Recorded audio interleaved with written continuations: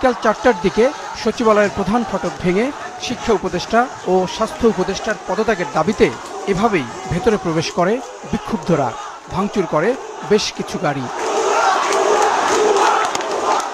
Police ও সেনাবাহিনী এ সময় হামলাকারীদের বাধা দেওয়ার চেষ্টা করে। এক পর্যায়ে লাঠিচার্জ ও সাউন্ড গ্রেনেড ছড়ে আইনশৃঙ্খলা রক্ষাকারী বাহিনী। এ সময় আহত হন সচিবালয়ে ঢোকা অনেকেই। আবার আমরা ওই চুলায় দিকে নামাই আনবো। উপদেষ্টা, শিক্ষা উপদেষ্টা, তাদেরকে গদি থেকে ছাড়াতে হবে। ফেটে গেছে, পুলিশে আসতেছে। এক পর্যায়ে আইনশৃঙ্খলা রক্ষাকারী বাহিনী সচিবালয়ে ঢুকে পড়াদের বের হওয়ার সুযোগ দেয়।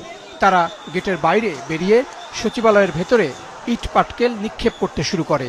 তাদের ছত্রভঙ্গ করতে পুলিশ সেখানেও সাউন্ড এবং টিয়ার শেল ব্যবহার করে। সরকারের সর্বোচ্চ প্রশাসনিক কেন্দ্রে এমন ঘটনায় শঙ্কিত কর্মকর্তা কর্মচারীরা। ৬০০ গজের মধ্যে কখনোই সচিবালয়ে আসে নাই। আমি ২৮ বছর চাকরি করি এখানে, ২৮ বছরের মধ্যে আমি দেখিনি এরকম। এখনই দেখতেছি এটা।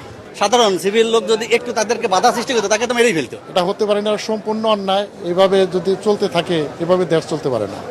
এর আগে দুপুর ২টা থেকে সচিবালয়ের প্রধান ফটকের সামনে তাদের দাবি আদায়ে বিক্ষোভ করছিল শিক্ষার্থীরা। সহনশীলতা দেখাতে যায় তো এই অবস্থা, সহনশীলতা দেখাইতে হয়, কারণ আমরা তো সর্বোচ্চ পর্যায়ে ধৈর্য সীমা যখন অতিক্রম করে তখনই আমরা প্রতিহত করি, যখন আমাদের একটা আসে।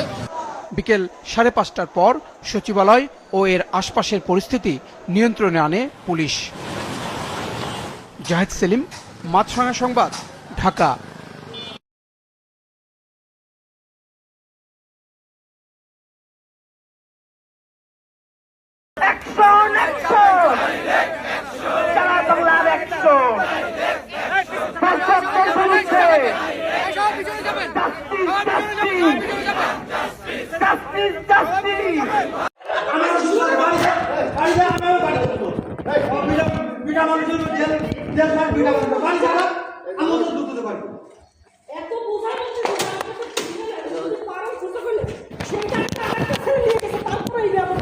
আমার জুতোগুলি মারতে আসে, কত বড় মহিলা।